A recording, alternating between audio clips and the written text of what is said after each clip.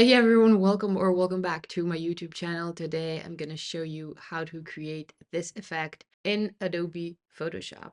So let's jump right into it. I'll create a new document. You can obviously create this and make this whichever size you prefer. I'll go here and click on this little circle icon, select solid color, and we'll make the background blue. You can obviously make it whichever color you want. We'll then go with our text and we'll say dream big. I usually go with a font that's named Sloop Regular, which is a script font, and I really like the vibe of it. I'll center it. We have a nice little font ready here.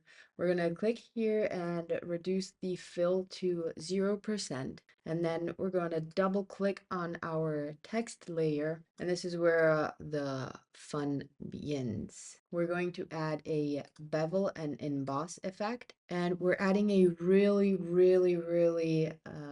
light one. So make sure the depth is really low. Like you can try out something from 1 to 10 should work fine. And the size, play around with that too, but we want a soft little thing. So we want something pretty soft, not too big. So I'm going to stay somewhere from 30 to 40.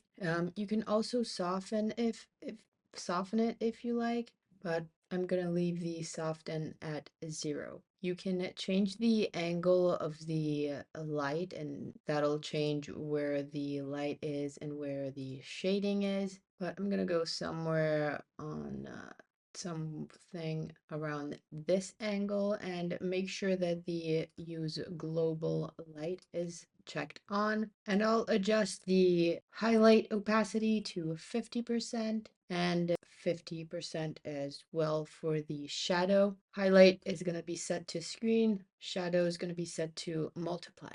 You can duplicate your text layer if you want the effect to be more visible. And I finally usually just select all my layers, convert them into a smart object, and then go to filter, add some good old noise, probably like 1 or 2%. And maybe on top of everything, we could just add a paper texture and then change its blending mode to whatever fits your artwork best. And we get something that looks like this. Now, I think this look is pretty awesome. It's so soft. I just like it. And I hope you did too. I hope you guys enjoyed this tutorial. Feel free to comment down below if you have any tutorial requests or suggestions. And that's it. I'll see you guys soon. Bye.